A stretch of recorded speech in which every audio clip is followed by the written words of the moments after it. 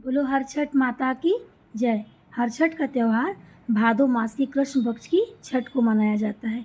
इस दिन पुत्रवती स्त्रियां अपनी पुत्र की लंबी आयु के लिए ये व्रत करती हैं। तो आइए एक बहुत ही सुंदर सी कहानी सुनते हैं। एक बुढ़िया थी, उसकी कोई संतान नहीं थी। हरछठ माता का उसने व्रत किया। हरछठ माता से प्रार्थना की कि हमें एक पुत्र दे दो। हरछठ माता की कृपा से उसके यहाँ एक सुंदर पुत्र पैदा हुआ। वह पुत्र जब बड़ा हुआ तो बुढ़िया ने उसकी शादी कर दी। शादी होते ही बहू आई और पुत्र को लेकर अलग रहने लगी। बुढ़िया बहुत विलाप करने लगी। काफ़ी समय बीत गया, लेकिन अपने पुत्र से वो ना मिल पाई। एक दिन की बात है, बुढ़िया के मन में आया कि चलो अपने पुत्र से मिलकर आते हैं। ऐसा सोचकर वो पुत्र के घर गई, लेकिन बाहर का दरवाज़ा बंद था तो वो अंदर ना जा सकी। तो उसने सोचा अब क्या करें, तो उसने एक चिड़िया का रूप धारण किया और चिड़िया का रूप धारण करके अपने पुत्र के दरवाजे से आंगन में गई। आंगन में जाकर वहाँ अपने पुत्र को देखने लगी। तो उसने अपने पुत्र को देखा कि उसका बेटा बहू के पास बैठा था और जिद कर रहा था कि हम अपनी माँ से मिलने जाएंगे, हमको अपनी माँ से मिलना है, बहुत याद आ रही है। लेकिन बहू समझा रही थी कि नहीं, तुम माँ से मिलने मत जाना, लेकिन अगर माँ से मिलने जाओगे तो उसमें कुछ शर्तें हैं जो पूरी करना। बेटा बोला बताओ क्या शर्त है, मैं पूरी करूँगा। तो बहू ने कहा देखो, माँ से मिलने तुम हर छठ के दिन जाना और माँ पूजा कर रही होगी, सुंदर सा लहंगा पहना होगा उसने, तो तुम धुरधुरे भुरभुरे होके जाना, यानी कि अपने शरीर पे माटी लपेट के जाना और माँ से कहना कि माँ मैं आ गया हूँ, तुम्हारी गोदी में बैठूँगा। अगर माँ गोदी में बैठा ले तो बैठ जाना, नहीं तो वापस आ जाना।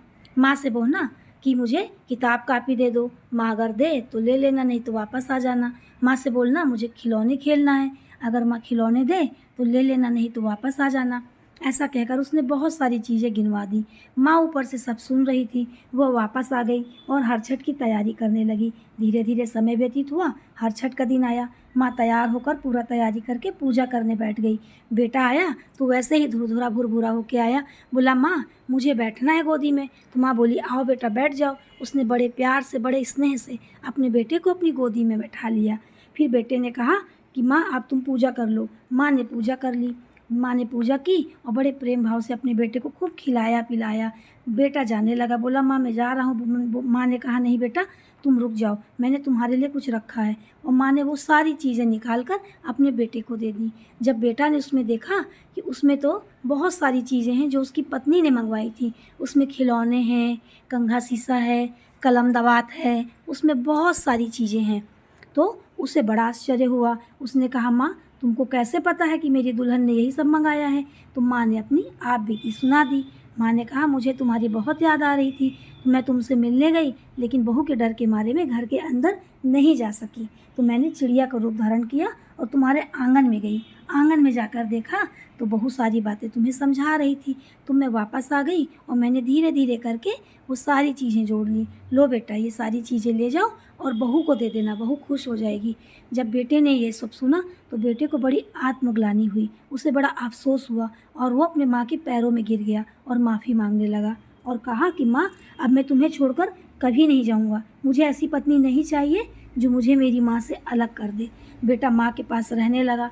बहुत देर हो गई, जब पत्नी ने देखा कि मेरा पति नहीं आ रहा है, पीछे पीछे दौड़ी आई, बोली चलो घर चलो। बेटे ने कहा नहीं मैं नहीं जाऊँगा और उसने पत्नी को बहुत मारा। पत्नी को भी पश्चाताप हुआ। पत्नी ने अपने पति से और सास से माफ़ी मांगी। माँ ने कहा कि बेटा अपनी पत्नी को माफ़ कर दो, क्योंकि मैं चाहती हूँ कि मेरा घर भरा पूरा रहे। बेटे ने अपनी पत्नी को माफ़ कर दिया और सकट माता की कृपा से बूढ़ी बुढ़िया को उसका बेटा और बहू दोनों मिल गए और दोनों बहुत सुखी सुखी तीनों लोग रहने लगे। तो जैसे सकट माता ने उनकी संतान को बुद्धि दी, उनके परिवार को एक किया, वैसे सकट माता सब पर कृपा करे। बोलो हर छठ माता की जय।